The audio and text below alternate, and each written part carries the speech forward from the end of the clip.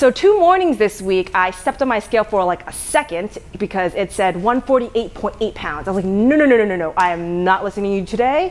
I know I did everything right. I ate less, I'm working out harder, and I'm even doing cardio. You do not count today. So do not let that scale make or break you. And yes, I literally did have that conversation with myself on my scale. That was me 11 weeks out from my last competition. Relying on that number on the scale can be so emotionally draining, and it's not even the most accurate way to assess your progress. Because your weight can fluctuate depending on when you weigh yourself, how long ago you ate, how much food is still in your stomach, and the amount of water you might be holding in your body. Hi, this is Mimi. The scale can be a helpful tool to track your progress, but it should not be the only way. That's a different topic that I'll cover in a different video, but today I'm going to talk about water weight and 8 ways to deal with it. If you've ever been on a diet, you may have experienced times when that scale is just not budging, even though you know you are doing everything right. You might not even see changes for a few weeks, although it's usually more short-term than that. And then all of a sudden, bam, you lose a few pounds overnight. It's water retention. Just a word of caution before I continue. I just want to stress that it's likely water retention if you are doing everything right. If you're not, water retention is not an excuse for no progress if you're just eating too much or you're experiencing an actual weight loss stall. The most common reason people hold water is because of a shift in their sodium balance. So it's not so much high sodium per se, even though that does make you hold water, but it's also about the change from how much sodium you've been consuming to what you all of a sudden do. So as an extreme example, my water retention on a severe case was what happened to me after my first competition ever. The week prior to my competition, I was consuming lower sodium to no sodium. And then the week after, I binge ate tons of processed foods that contained a lot of sodium. This was one of the reasons that contributed to my extreme case of water retention and edema. Big, hard lessons learned on so many fronts, and that story is in a separate video if you want to check that one out.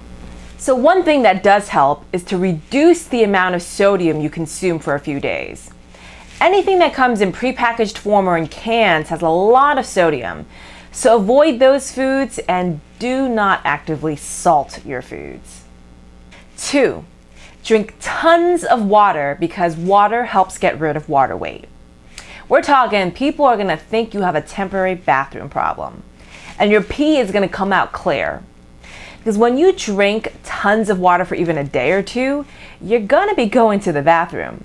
So your body is expecting this high intake of water and it will keep on releasing it even after you return to your normal water intake. Hence, water gets rid of water weight. 3, eating some high water content foods is also said to be helpful. So things like asparagus, celery, cucumbers, and watermelon. Extremes of anything are not good. Too much fiber or too little fiber can make you retain water and also feel extremely bloated. So number 4, check your fiber intake. The minimum daily requirement intake for fiber is 25 grams, but the optimal amount is closer to 35 grams a day for women and 48 grams a day for men. Too much stress, high levels of cortisol, that stress hormone, can interfere with your fluid balance. So things like excessive cardio, especially HIIT, high intensity interval training, can increase your cortisol. So if this is you, back off HIIT and do some low intensity steady state cardio for a while. Number 5, give your body a little break so it can decrease that stress cortisol. I once told my friend that alcohol does not help with your fat loss. He said, but every time I go drinking, I wake up skinnier. I was like, no, I'm so sorry, but it's water weight that you're losing. Why do you think you're always so dehydrated? It's because alcohol is a diuretic. Now, I'm not telling you to go out there and drink, but if you were to drink a large glass of wine or a huge shot before you slept, you might find that you're gonna wake up with some water weight loss in the morning. 7, caffeine pills also have a diuretic effect. Now, this last tip is very interesting. For every gram of stored carbs in your body, you hold 3 to 4 grams of water.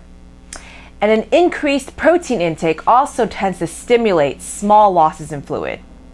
So that's why when you eat a higher protein, a lower carb type of diet, it tends to trigger really fast water and weight loss.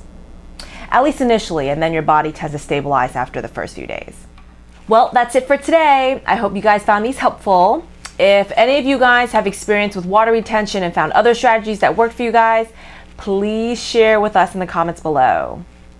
Next week, I'm going to share my thoughts on the ever so popular IIFYM, the If It Fits Your Macros diet. So stay tuned. In the meantime, check out my other videos by browsing my playlist or clicking on any of these links here. And feel free to follow me on Twitter at EatNotDiet or connect with me on Instagram or Facebook at Bonny. Thanks for watching.